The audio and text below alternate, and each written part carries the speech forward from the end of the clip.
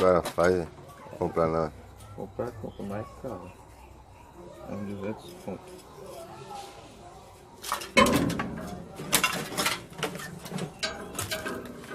De puxar. Puxar o quê? A caixa de... A caixa, né? A mecânica. Colocar lá dentro. Se o cara não tiver ela, moço, vai ter que quebrar.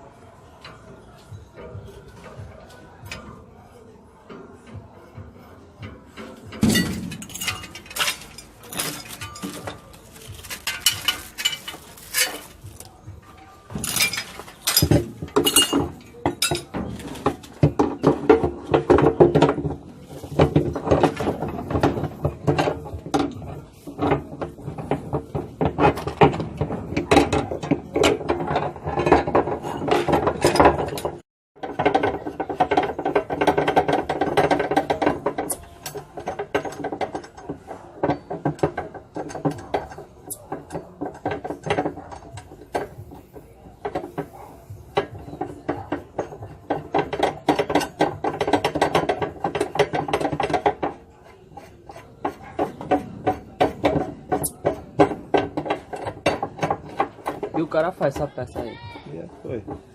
Só falta passar os ferros.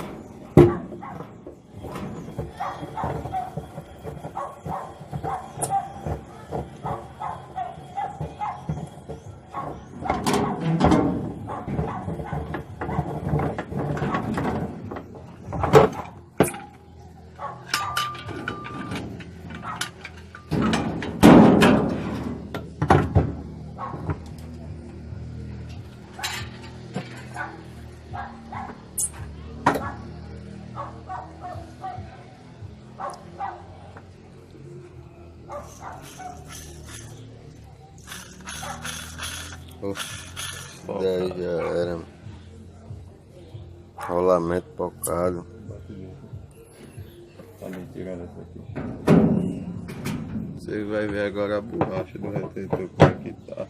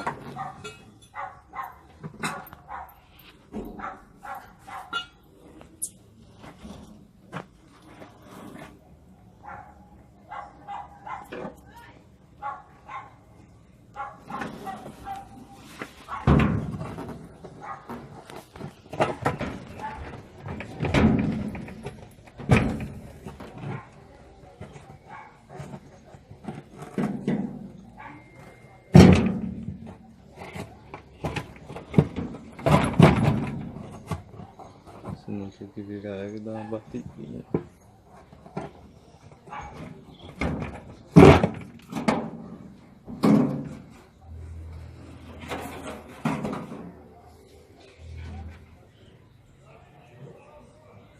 Já era. Só outra. Borracha, já era.